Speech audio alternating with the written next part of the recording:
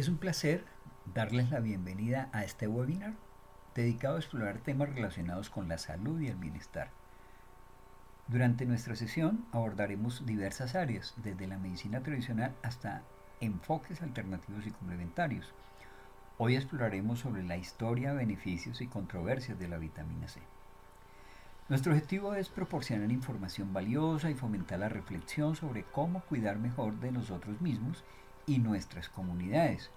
Un abordaje sobre la vitamina C, también conocida como ácido ascórbico, ha sido objeto de fascinación y debate a lo largo del tiempo. Iniciamos con una pequeña historia del descubrimiento histórico que se hizo y hablemos sobre el año 1937. El médico húngaro Albert Sáenz Györgyi ganó el Premio Nobel de Medicina por aislar e identificar la vitamina C. Antes de eso, los marineros ya sabían que el consumo de cítricos o col fermentada ayudaba a controlar, el escorbuto. Björby obtuvo una cantidad significativa de vitamina C al analizar pimientos que resultaron ser ricos en ácido ascórbico. Su descubrimiento fue una combinación de perseverancia y casualidad. También encontramos algunos beneficios para la salud, pues la vitamina C mejora la función inmunológica y se relaciona con la prevención de resfriados. Aunque hay controversias, algunos estudios sugieren que podría influir en el tratamiento de ciertos tipos de cáncer. También se utiliza como antioxidante y se asocia con mejoras en la piel y envejecimiento. Con respecto a las controversias, a pesar de sus beneficios, la vitamina C ha sido objeto de mitos y leyendas urbanas que han llevado a cuestionar su verdadero valor. La investigación científica sigue evaluando su eficacia en diversas condiciones de salud y algunos estudios sugieren que altas dosis de vitamina C pueden no ser beneficiosas para todos. La controversia radica en si los suplementos de vitamina C son realmente necesarios si se tiene una dieta equilibrada. Esperamos que encuentren esta experiencia enriquecedora y que se sientan inspirados a seguir aprendiendo y compartiendo conocimientos. Y espero que disfruten de la masterclass y descubran más sobre esta vitamina esencial. Sin más preámbulos, demos inicio a nuestro webinar. Así que bienvenidos.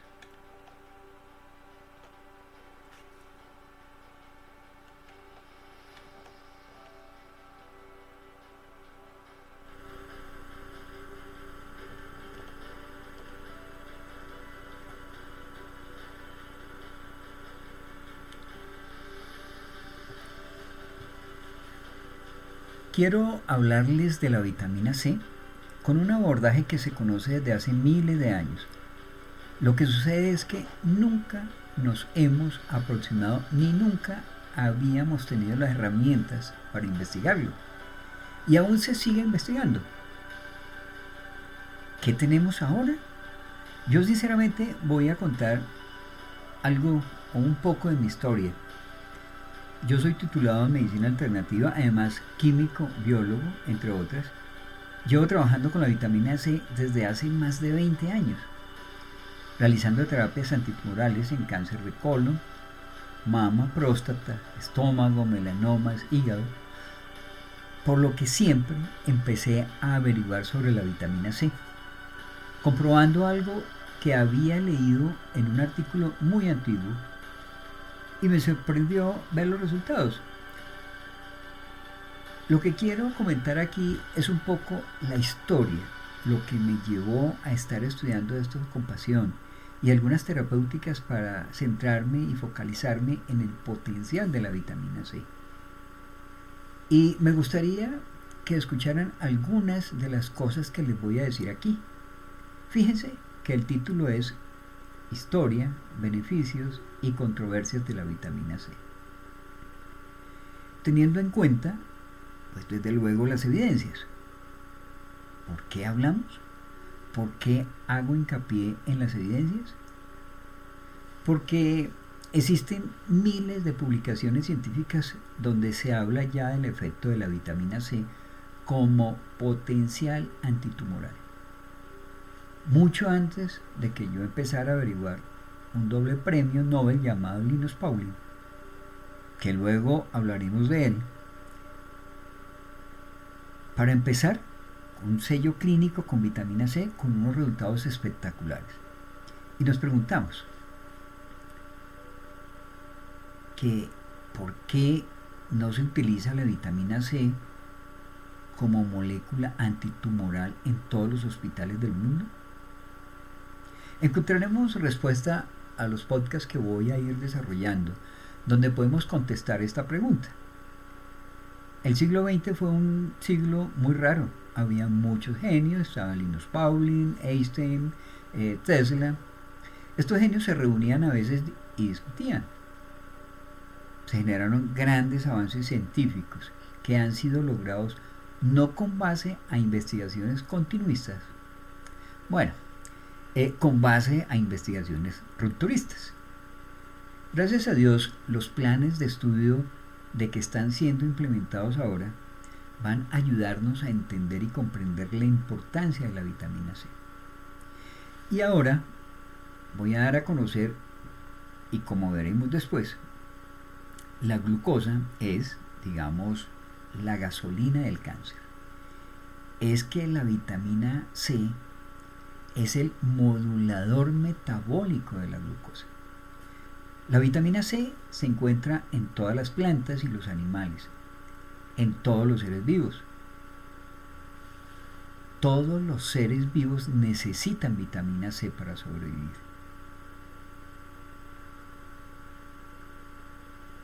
Que vitamina viene de vida. Y es que es vital porque la vida no es posible sin vitamina C. Es más, cuando los seres humanos, los primates y los cobayos, que no producen vitamina C, la requieren, tienen que tomarla de la alimentación. Y si no fallecen, o sea, hasta tal punto es importante la vitamina C. Las aves y la mayoría de los mamíferos la sintetizan. Nosotros no. Y nos preguntamos, ¿y esto por qué? Pues esto viene porque hace 63 millones de años, en un estadio de evolución, probablemente no éramos más que lemures. Pues allí se produjo una mutación en el hígado de estos y no producen una enzima que se llama la L1-lactona oxidasa. Esta enzima es la que cataliza el último paso de conversión de la glucosa en vitamina C, porque la vitamina C procede de la glucosa. Y esto es lo interesante, procede de la glucosa. O sea, la mutación genética ocurrió, como dije, hace 63 millones de años. Pero no hay una explicación clara. No sabemos por qué algunos animales dejaron de producir vitamina C y siguen siendo tan imprescindibles, ¿no? Esto se descubrió en los grandes viajes intercontinentales en el siglo XVIII. Se vio que la vitamina C era muy imprescindible, que los marinos morirían de escorbuto, el que simplemente comiendo cítricos eran capaces de revertir la enfermedad. Esto tomó décadas, este descubrimiento, y mucha gente murió por el camino. Nos preguntamos, ¿por qué es necesaria la vitamina C? Porque algunas de las funciones, sobre todo para la generación de colágeno.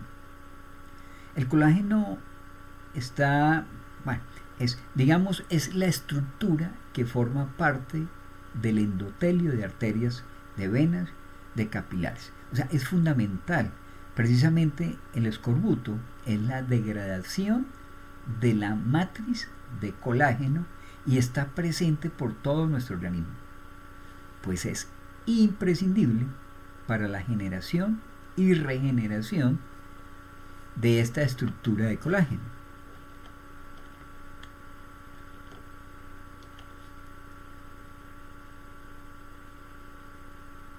Decimos que una dieta carente de vitamina C conduce al desarrollo de una enfermedad conocida como escorbuto. Lo comentábamos antes. Esta línea de tiempo recorre la historia del escorbuto, el descubrimiento de una cura para la enfermedad y el aislamiento e identificación del ácido ascórbico, conocido también como vitamina C. Iniciamos este enfoque histórico con algo que pasó hacia 1550 a.C., el papiro de Ebers. El papiro de Ebers, de aproximadamente 1550 a.C., da cuenta de una enfermedad que probablemente sea el escorbuto. El tratamiento sugerido para esta enfermedad es comer cebollas, que ahora sabemos que contienen pequeñas cantidades de vitamina C. Hacia el año 400 a.C., Hipócrates describe los síntomas.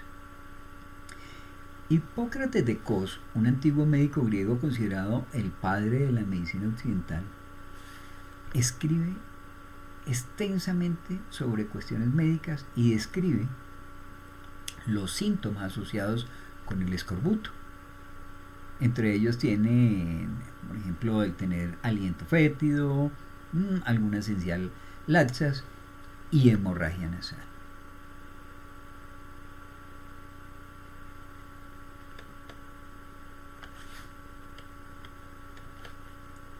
Hacia el año de 1535, remedio para el escorbuto de los indios nativos.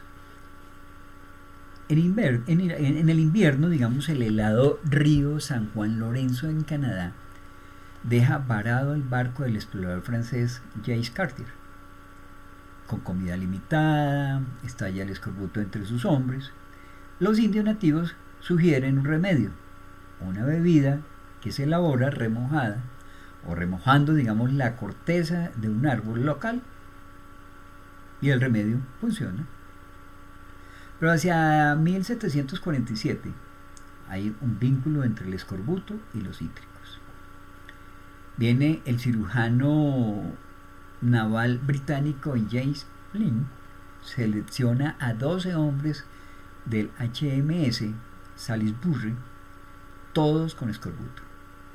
Los divide en 6 parejas y le da a cada grupo diferentes complementos a su dieta básica. Aquellos alimentados con cítricos experimentan una recuperación notable. Luego, hacia 1795, viene la ración diaria de cítricos. El médico de la Marina británico, Gilbert Blanc, influye en lo que llamaron el almirantazgo para que emita regulaciones para el uso universal de jugo de cítricos como ración diaria a bordo de los buques de guerra británicos. El flagelo del escorbuto ha sido desterrado para siempre de la Marina británica.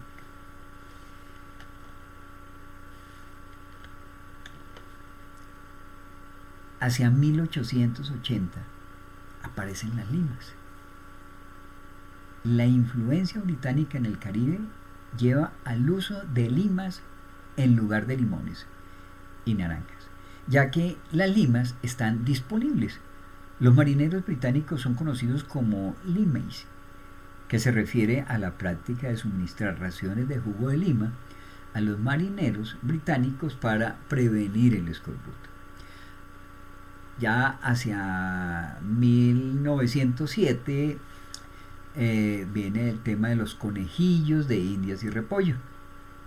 Entonces, los bioquímicos noruegos Axel Holst y Alfred Probst demuestran que se podría producir una enfermedad similar al escorbuto en cobayos restringiendo determinados alimentos. Cuando se alimenta con repollo, los síntomas desaparecen. Comienza una búsqueda intensiva para encontrar el nutriente específico responsable.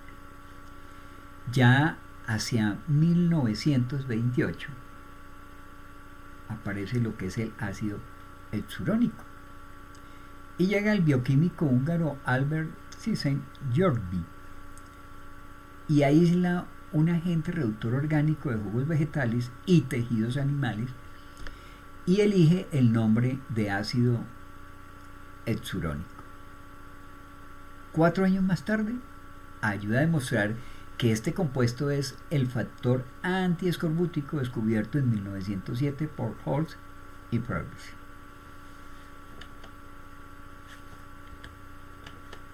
Hacia 1932 aparece el ácido ascórbico. El químico británico Walter Howard determina la estructura molecular del ácido hexurónico y le cambia el nombre a ácido ascórbico. Esta sustancia también se conoce hoy como vitamina C. Al año siguiente, Howard lidera un equipo de científicos que pueden producir ácido ascórbico de forma sintética. Y hacia 1937 viene un premio Nobel.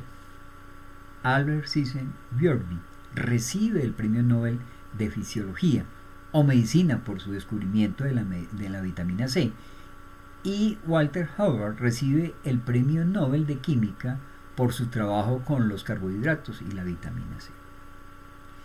Ya hacia 1970 aparece el resfriado común y se publica el libro del químico Linus Pauling, La vitamina C y el resfriado común.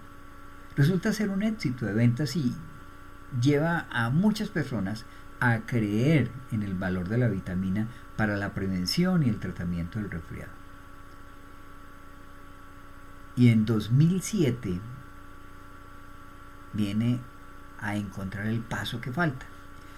Los científicos Plant y Food Research informan sobre el paso que falta en cómo las plantas producen vitamina C, trabajando con varias, digamos así, variedades, perdón la redundancia, de kiwi y la base de datos de ADN de kiwi más grande del mundo. El equipo aisló la última enzima no descubierta en la vía de producción de la vitamina C.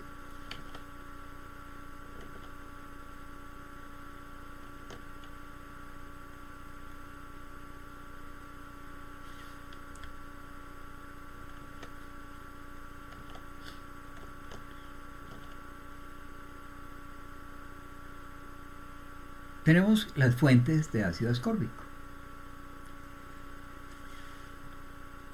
Como se desarrolló la historia de la vitamina C, ahí vemos la determinación de la estructura química de la vitamina C, que la podemos ver ahí. Y esta estructura es la que tiene magia realmente aquí porque es una estructura prácticamente igual a la glucosa. El ácido ascórbico se distribuye ampliamente en frutas y verduras frescas. Está presente en frutas como la naranja, limones, pomelos, sandía, papaya, en las fresas, está en el melón, en el mango, en la piña, en la frambuesa y en las cerezas. También se encuentra en las verduras de hojas verdes, también está en los tomates, en el brócoli, en los pimientos verdes y rojos, en la coliflor y en el repollo.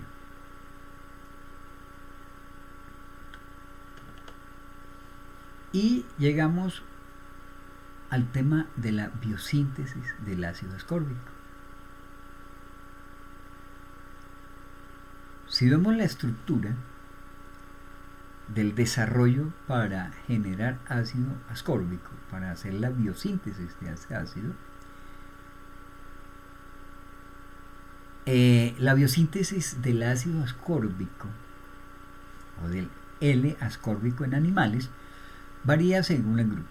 Los reptiles y las órdenes más antiguas de las aves lo sintetizan en los riñones, mientras que las órdenes recientes de aves y la mayoría de los mamíferos lo sintetizan en el hígado a partir de glucosa.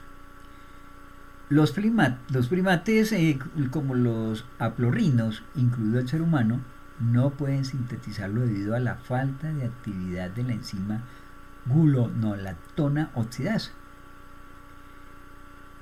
Y entonces empezamos a ver cómo se desarrolla esta biosíntesis.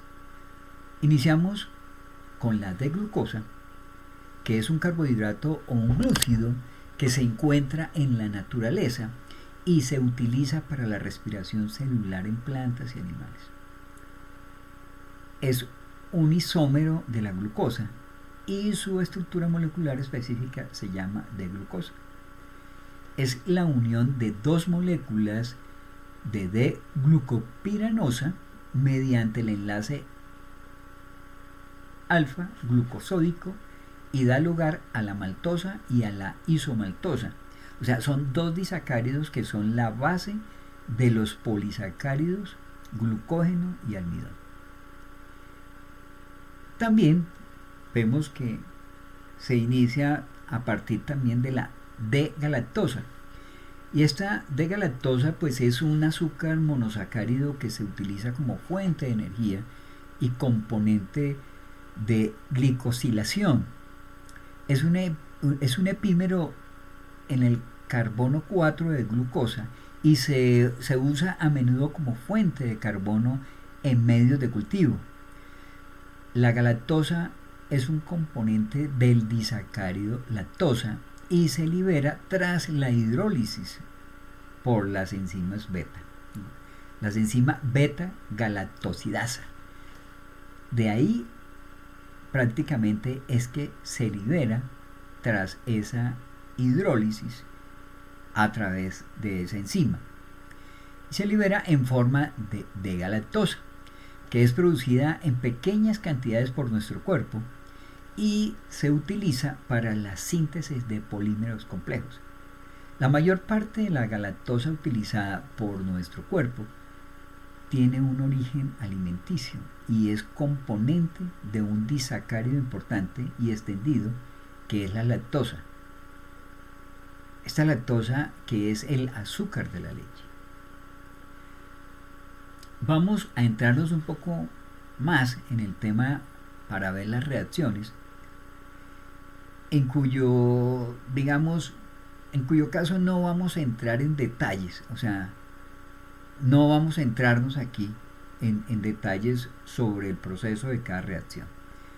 Como vemos, en el proceso para obtener, o sea, la biosíntesis del ácido ascórbico, se inicia con una oxidación de glucosa a glucurónico.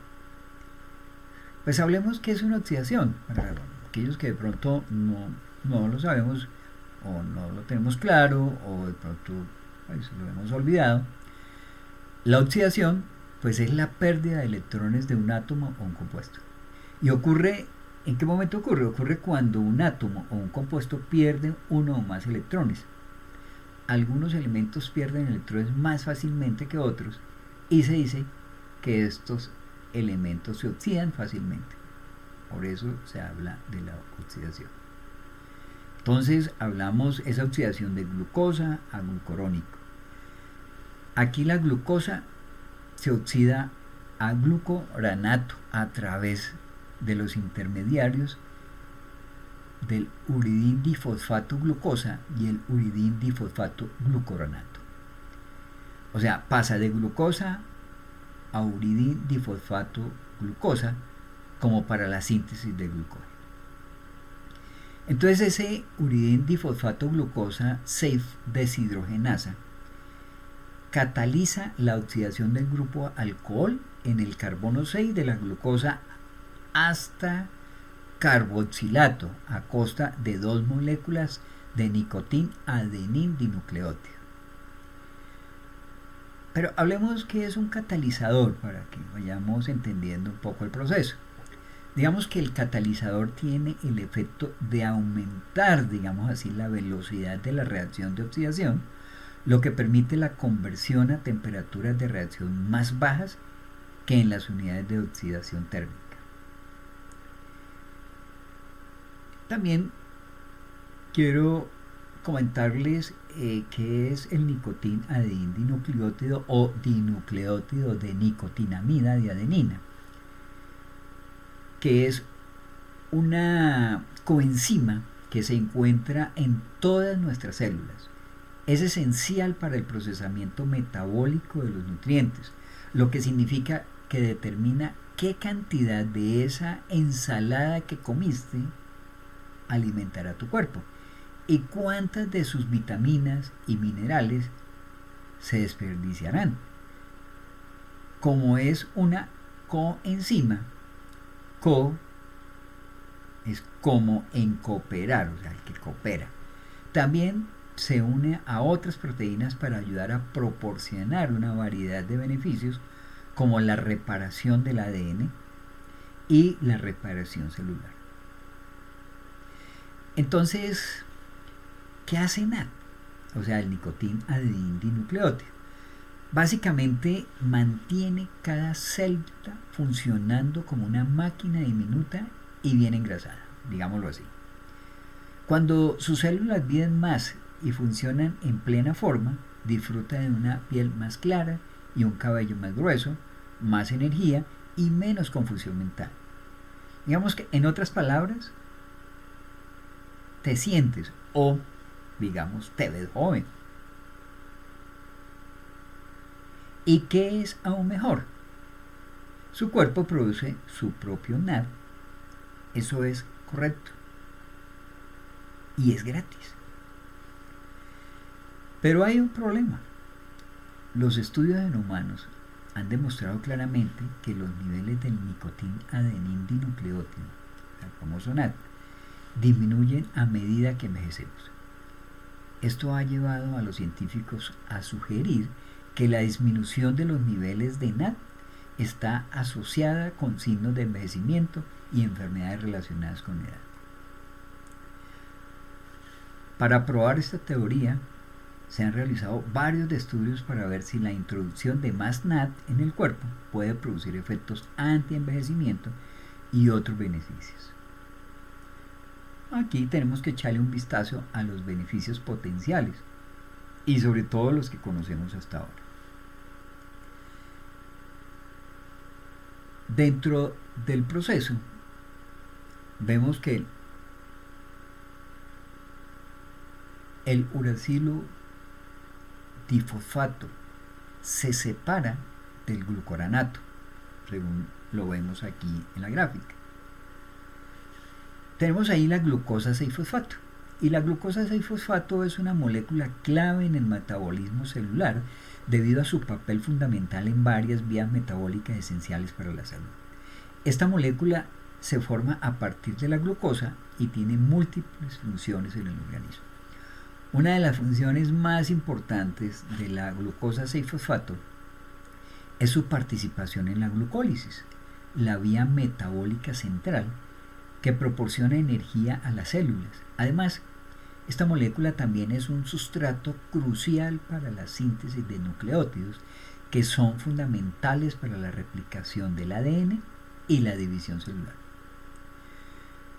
Digamos que hay otro aspecto relevante, en la interconexión de la vía de glucosa 6-fosfato con otras rutas metabólicas como la vía de las pentosas fosfato, que es importante para la generación de coenzimas y la detoxificación de radicales libres.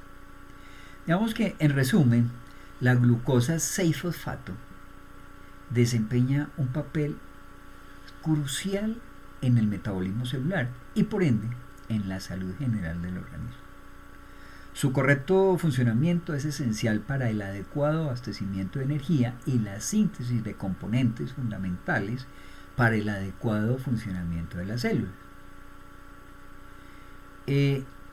Esta uridina difosfato glucosa, o la glucosa uracilo difosfato, o sea, el famoso UDP glucosa, es un azúcar de nucleótido.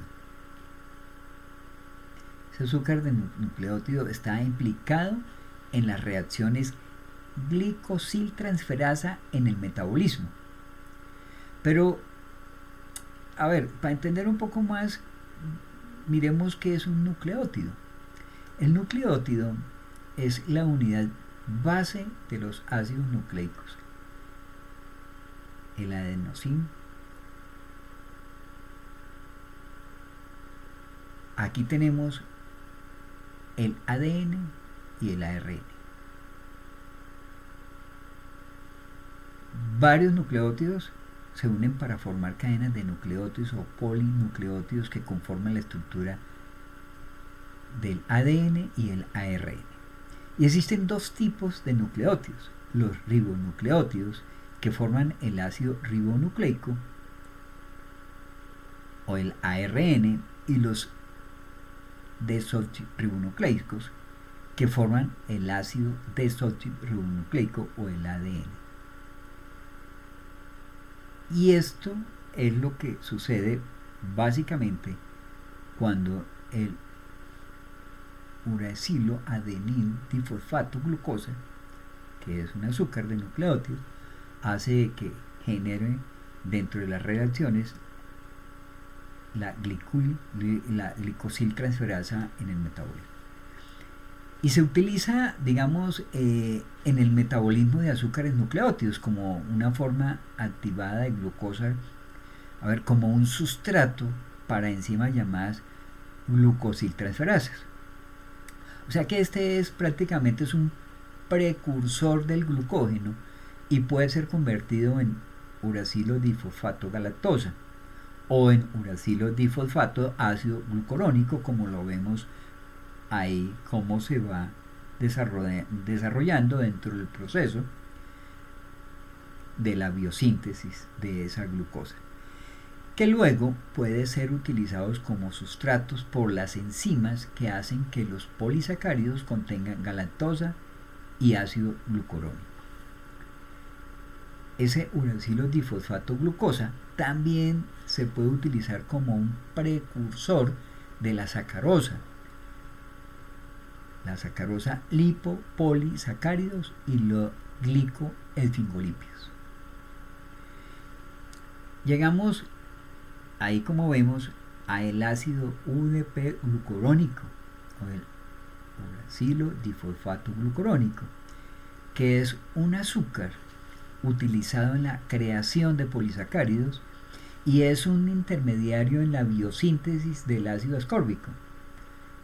Esto no se presenta en primates y en cobayos. También participa en el proceso de degradación del hemo humano. ¿Qué es este hemo humano? Hablemos del hemo. El hemo es el grupo hemo, digamos que es la parte de la hemoglobina. El hemo constituye un componente integral de las holoproteínas de globina durante la síntesis de los polipéptidos. El grupo hemo confiere a las globinas su color rojo púrpura característico están en estado desoxigenado en la sangre, sobre todo en la sangre venosa, y rojo en el estado oxigenado en la sangre arterial, como lo vemos cuando vemos o revisamos la vena o cuando vemos la sangre en una arteria. Las globinas aumentan, digamos, la solubilidad en agua del grupo prostético hemo, que de otro modo sería poco soluble e hidrofóbico. Digamos que estamos hablando de donde participa, digamos, el proceso de degradación del hemo humano, y esto está elaborado a partir del uracil difosfato glucosa mediante la uracil difosfato glucosa 6 deshidrogenasa, utilizando el NAD, que ya lo explicamos antes, como cofactor. O sea que es la fuente del grupo glucuronilo, digámoslo así, el glucuronolosilo en las reacciones de la glucuronolositransferasa. Y llegamos al ácido glucurónico. Este viene del griego glucopop, que quiere decir dulce, o sea que es un ácido carboxílico similar a la glucosa, que presenta un grupo carboxilo en el carbono 6. Y su fórmula química es C6H10O7, o sea, las sales de este ácido se denominan glucoronatos, o sea, el anión C6H9O7 es el ion glucoronato. Aquí digamos que tenemos que evitar tener de pronto una confusión entre el ácido glucurónico y el ácido glucónico. Y este último es un ácido carboxílico lineal resultante, digámoslo así, de la oxidación de un átomo de carbono distinto del 6-glucosa. Pasamos a la parte de la reducción de glucurónico a gulónico. Y aquí pues también quiero, para recordar un poco, saber realmente acordarnos qué es la reducción. Y la reducción, digamos, es una reacción química que consiste en la obtención de electrones por uno de los átomos involucrados en la reacción. El término se refiere al elemento que acepta electrones, ya que el estado de oxidación del elemento que gana electrones disminuye. Digamos que en química, reducción es el proceso electroquímico por el cual un átomo o un ion gana electrones. Digamos que implica la disminución de su estado de oxidación. Este proceso es contrario al de oxidación. La reducción es contrario a oxidación. Entonces, entramos al proceso de reducción de glucurónico a gulónico y entonces tenemos la glucoronato reductasa que cataliza la reducción del carbono 1 del glucurónico, o sea, el carbono 1 de la glucosa, desde aldehído hasta alcohol. Al ser ahora el carbono 1 un alcohol y el carbono 6 un carboxilo, el monosacárido resultante es un ácido aldónico. O sea, debemos invertir la numeración de los carbonos y por su configuración, digamos, en los carbonos 2, el carbono 3, el carbono 4 y el carbono 5, debe considerarse derivado no ya de la D-glucosa, sino de la L-glucosa. Y entramos a la glucuronolactona, que es una sustancia natural, que es un componente estructural, digamos así, importante de casi todos los tejidos conectivos. A veces se utiliza en bebidas energéticas. Digamos, las afirmaciones infundadas de que la glucuronolactona se puede utilizar para reducir la niebla mental, digamos, se basan en investigaciones realizadas con bebidas energéticas que contienen otros ingredientes activos que han demostrado que han demostrado mejor la función, digamos, cognitiva, como la cafeína en estos casos. La glucuronolactona también se encuentra en muchas gomas vegetales. Y vemos que también se desprende por esa vía el pentosfosfato fatway, que es la vía de las pentosas fosfato, también llamada vía del fosfogluconato y derivación de hexosa monofosfato y derivación del HMP. Es una vía, digamos, metabólica paralela a la glucólisis, digámoslo así, y esto genera la nicotinamida adenina dinucleótido fosfato. Esta nicotinamida adenina dinucleótido fosfato no la vemos ahí, digamos, dentro del proceso, pero está incluida en el proceso de la biosíntesis. Está derivada en su forma oxidada y la encontramos también en su forma reducida como el NADPH más un hidrogenión. O sea, es una coenzima que interviene en numerosas vías anabólicas. Su estructura química contiene la vitamina B3 y es además análogo de la nicotinamida adenina dinucleótido. O sea, del NADH más el hidrogenión y el NAD en su forma oxidada. El NADH de pH es un cofactor que se utiliza, digámoslo así, para donar electrones e hidrógenos a reacciones catalizadas por algunas enzimas. Normalmente, digamos, las enzimas implicadas en las vías anabólicas que crean moléculas grandes utilizan el NADPH, mientras que las enzimas implicadas en la degradación, aquí ya hay una degradación de moléculas, utilizan el análogo que es el NADH. O sea, está la forma oxidada y en su forma reducida. Y generalmente se segregan digamos, en los organelos y en el citosol. Las mitocondrias usan el NADH durante la fosforilación oxidativa, mientras que muchas enzimas en el citosol sintetizan grandes biomoléculas usando el NADPH.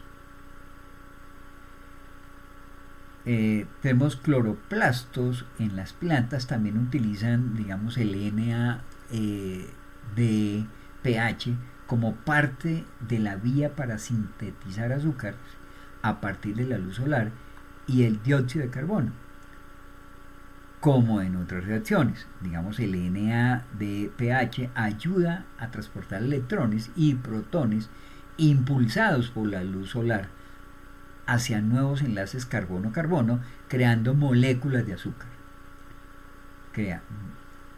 Aquí, digamos que cuando se genera el NADPH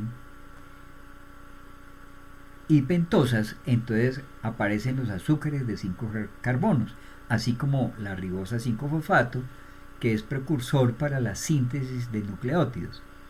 Si bien, digamos, la vía de las pentosas fosfato implica la oxidación de la glucosa y su función principal es anabólica. Digamos, tiene una función de anabolismo en lugar de catabolismo, o sea, en lugar de que sea catabólica. Y miremos un poco en sí, para hacer un poco más claro esto, recordar también algunos términos. Veamos qué es ese anabolismo. Se conoce también como biosíntesis. Es un proceso, digámoslo, metabólico en el cual se generan sustancias complejas a partir de otras sustancias más simples. Vemos que el anabolismo es una de las actividades que realiza el metabolismo. Se complementa con un proceso llamado catabolismo, cuya función principal es extraer energía para las células mediante la degradación de nutrientes complejos en productos simples. Digamos que para que la vida sea posible, todos los seres vivos completan procesos metabólicos. En este sentido, tanto vegetales como animales registran, digamos, procesos anabólicos, pero estos son de naturaleza distinta y por lo tanto reciben diferentes nombres. Por ejemplo, la gluconeogénesis, la fotosíntesis, la quimiosíntesis, etc. Todos estos procesos reciben el nombre genérico de ruta anabólica. En el caso de las plantas, el proceso anabólico de la fotosíntesis les permite a estos obtener glucosa a partir de moléculas de agua y moléculas de dióxido de carbono. Y en el caso, digamos, de nosotros, los seres humanos, el proceso se relaciona estratégicamente con la formación de tejido muscular, lo que hace a partir del consumo energético. Así, las proteínas se sintetizan a partir de aminoácidos. Por ello, los procesos anabólicos pueden ser estimulados mediante una alimentación altamente proteica y la práctica de ejercicios. Como decíamos, la vía es especialmente importante en los glóbulos rojos, en este caso los eritrocitos. Las reacciones de la vía fueron aclaradas a principios de la década de 1950 por Bernard Hoeker y sus colaboradores. Hay dos fases distintas en el camino. La primera es la fase oxidativa, en la que se genera el NADPH, y la segunda es la síntesis no oxidativa de azúcares de 5 carbonos. Para la mayoría de los organismos, la vía de las pentosas fosfato tiene lugar en el citosol de la célula, en las plantas, y la mayoría de los pasos tienen lugar en los plastidios.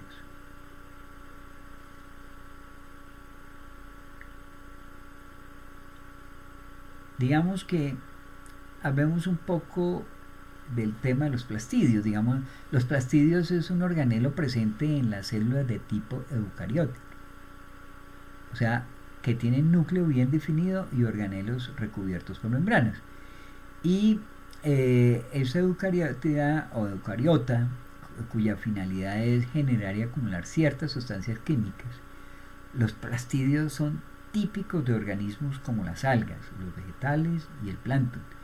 Estos plastidios son esenciales en la síntesis de los aminoácidos, en la fotosíntesis y en otros procesos.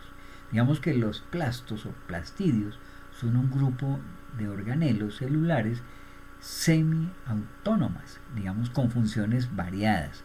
Digamos que el plastidio más notable es el cloroplasto, responsable de la fotosíntesis en las células vegetales. Al igual que la glucólisis, la vía de las pentosas fosfato parece tener un origen evolutivo muy antiguo.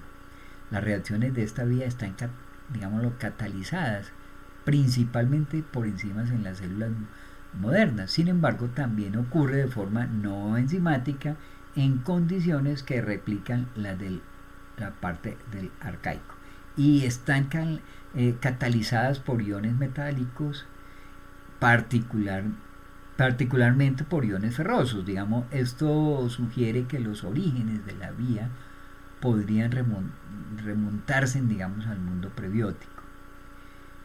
Y llegamos ya a la parte de oxidación del gulónico a ascórbico. Aquí ya llegamos a la vía final para obtener el ácido ascórbico, donde se produce la esterificación intramolecular.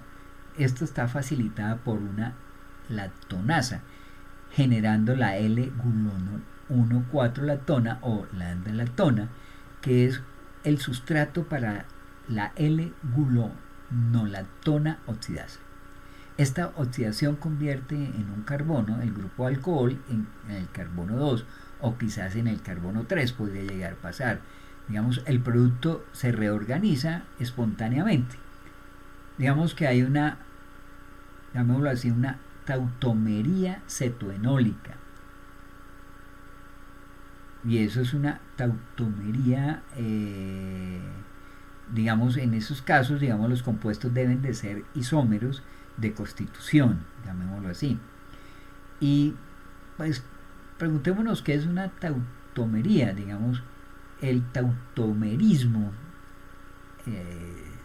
cetoenol se entiende en química como, digámoslo así, como un equilibrio entre la forma estructural de un aldehído y una cetona. Y entonces hablamos de los compuestos deben de ser isómeros, y esos isómeros son aquellos que tienen fórmula molecular idéntica con diferente estructura o configuración espacial o diferencias en sus propiedades químicas y físicas. Digamos que el nombre enol refleja el doble enlace y el grupo OH, los hidroxilos, el OL, en la estructura molecular, dando la estructura del ácido ascórbico, puesto que es quiral, o sea, su nombre más específico es el L-ascórbico. Viene la L-gulono-1,4-lactona, que es la forma furanosa de la gulonolactona, que tiene configuración L, o sea que tiene un papel como metabolito humano y metabolito en estos casos, si lo vemos en el caso del metabolito de ratón. Está funcionalmente relacionado con el ácido L-gulónico en este proceso. Y la L-gulonolactona oxidasa es una enzima que produce la vitamina C y se expresa en ratones y ratas, pero no es funcional en Aplorhini. Digamos, ese Aplorhini es un suborden de primates, incluidos los humanos. en algunos murciélagos y en cobayos, digamos, cataliza la reacción de la L-gulono 1,4-lactona con oxígeno para formar el L-silohexe-3-guanolactona, o sea, dos cetogulonolactonas, y el peróxido de hidrógeno. Entonces se utiliza el FAT, o sea, el flavin-adenine dinucleótido o dinucleótido de flavina y adenina, que es en sí una molécula orgánica coenzima en algunas enzimas de diversas rutas metabólicas, al igual que otros compuestos flavinucleótidos. Actúa como un grupo prostético de enzimas de oxidorreducción. Dichas enzimas, digamos, son conocidas como flavoproteínas. Eso es como un cofactor. Y digamos que la L-silohexo-3-guanolactona luego se convierte en ácido ascórbico de forma espontánea sin acción enzimática. Digamos que la estructura de la L-guanolactona oxidasa en ratas ayuda a identificar las características de esta enzima. O sea que el ácido 2-ceto-L-gulónico es el precursor, digámoslo así, directo para la producción industrial de vitamina C. El principal método biosintético para la producción de el 2-ceto-L-gulónico es la ruta clásica de fermentación en dos pasos. Sin embargo, están, digamos, surgiendo desventajas de este método, incluido el alto consumo de energía, dificultades en la detección de deformaciones, operación compleja y poco, digámoslo, como con poca estabilidad.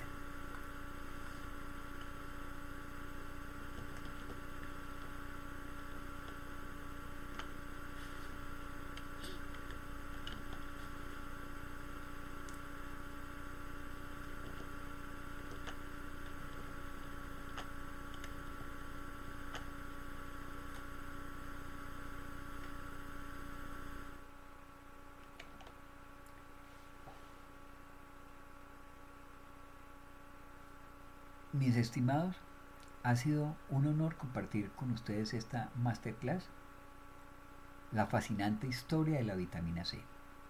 Hemos explorado su historia, sus propiedades antioxidantes y su papel en la salud. Como conclusión, recordemos que la vitamina C es un aliado importante en la prevención de enfermedades y el fortalecimiento del sistema inmunológico. Los invito desde ya a seguir profundizando en este tema y a unirnos nuevamente en la próxima masterclass para continuar nuestra conversación. Hasta pronto y gracias.